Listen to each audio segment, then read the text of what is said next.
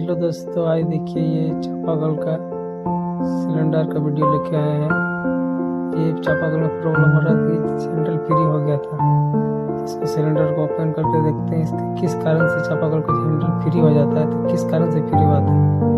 ये सिलेंडर को ओपन करते हैं और देखते हैं कि चापाकल का सिलेंडर क्यों फ्री हो गया था।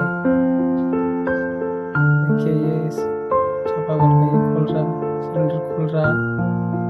इसके अंदर देखते हैं क्या क्या सामान रहता है सिलेंडर के अंदर।